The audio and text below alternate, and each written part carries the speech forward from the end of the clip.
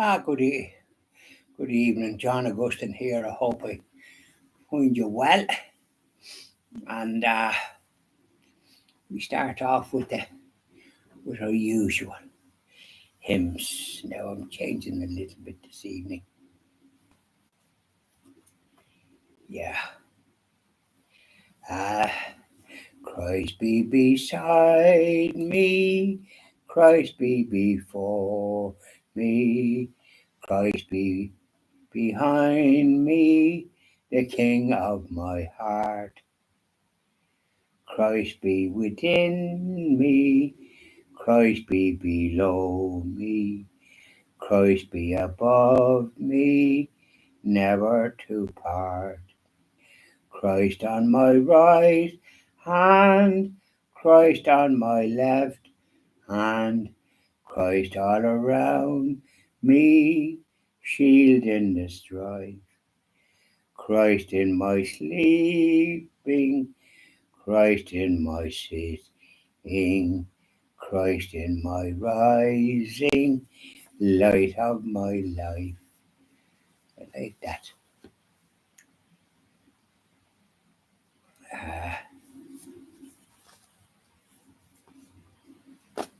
Hail, Queen of Heaven, the ocean star, guide of the wanderer here below. Drawn on life's surge, we claim thy care. Save us from peril and from woe. Mother of Christ, Star of the sea, pray for the wanderer, pray for me. O gentle, chaste, and spotless maid, we sinners make our prayers to thee.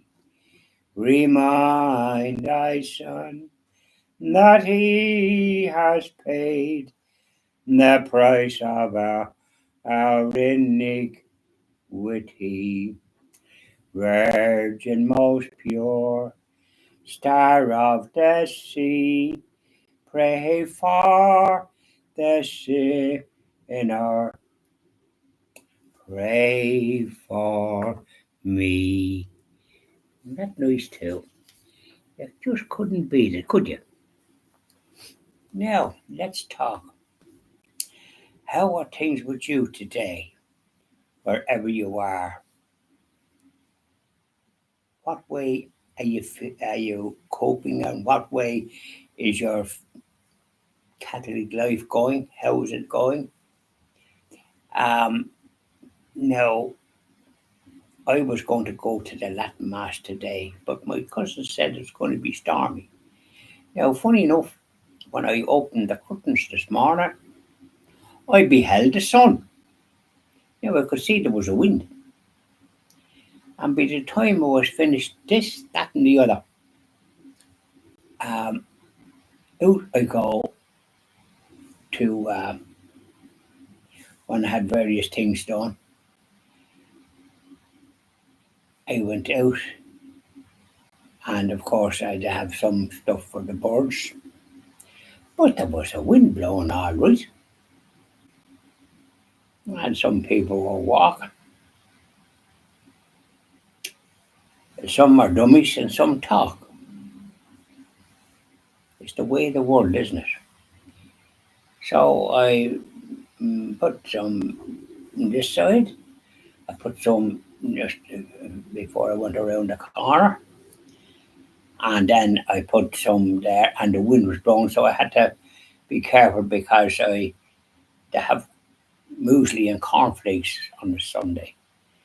And I'm going to have something else, some packet of muesli that I bought that I didn't use. I'm going to try and use that up. I was going to give it to the cousin, but I might have used it myself. And so there was a bit of a wind. So then I realised I hadn't got my glove in my pocket. had my overcoat on, scarf on, and me hat. I had to hold on to it because the wind was busy enough. I said the sun is shining, but it wouldn't be shining that long. Right enough it changed and rained and I'm thinking strong wind. Oh yes, sorry. So I had to come back in for my glove to open the gate because it can be wet, you see. Next thing is, well, the gate has been painted and it's in very good nick, and I had a kind of a chicken wire on it that was on it from the time we came here 23 or 4 years ago. But when my good friend Eamon and I started to paint it, it looks first class. We took it all off and all the little yolks that were stuck to it, black yolks. And I decided not to put it on again. It looks far better because it looks far better just ordinary without any of that kind of thing on it. So anyway, so I come back in, put me up and close the gate. And I just said to myself, I could have went up to the mass in Latin, the Latin mass, but then I thought, it might change. And right enough it did. It darkened, probably about 12, half 12 or something like that. Pretty strong. And the next thing it started raining. So you're wearing a hat, you could just have to hold on to it. Unless you had the strap, and even if you had the strap, it'd be trying to blow and choke you. So it's the kind of weather that, now it's not a hurricane, but to get in the United States and other countries, and we don't get them here so much, typhoons. But a strong wind, supposed to say, and you could have trees knocked down. It could be worse in some parts. So just mentioning that, and I close it coming down the chimney there. You think it was really going to knock everything down. I have things there to block it and that, but if you're sitting over that side where I do my morning prayers and often sit down, put my feet up on a stool and a cover on it so they feet up a bit. Nice comfort, but there's a bit of a breeze there. That kind of over this side it's not too bad. So even though I have covers, they're rattling. So there you are. I'm just mentioning these kind of things that you cope with in different ways when there's the weather is what they call inclement. In other words, a gale of wind and rain. Not much point in going out in that, is there? Unless you have to. You're maybe on a boat. Wouldn't need to be on a boat in that weather. But there's men that has to be on boats. And then there's these other boats that there's staff on it that takes on the lorries and all that be on Ross Lair. So it'd be pretty rough going out there. But then they have stabilizers. But if you're up on the deck, I tell you, you want to be careful. It's tough on the staff in some ways to go out no matter what way the weather is. It was very cold when we were down there, as all I know, it never got more than 11 degrees. It was freezing, it wasn't that warm where we were staying. But I have a nice bit of heat here at the central heating on, and I didn't fix one there if it's that cold. And then I have a little heater there at the fireplace that can open, and it's a flame, it's like a fire. Only it's electric and it throws out grand heat. You'd be roasted. But this time of the year it's going to not be going to get warm, it's going to get dark. It seems to get dark early enough. I was at 7 o'clock mass last night and it was dark when I was going back.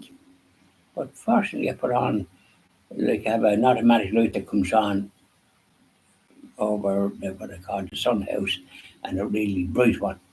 But I put on a light that I can put on when I leave, even if it's not dark, but it'll be dark when I come back. And it's they're good strong light there, but it's nice to have a light as you're coming on. Now I had a light.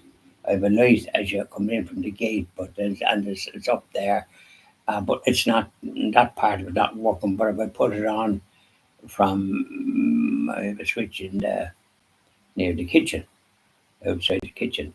And if I put that on, it comes on. But the way it used to come on automatic when you were passing, it's not coming on now. That's a bit of a drawback. My friend Jim Stapleton, the electrician, he'd have that rectified what he was saying, Jack Robinson.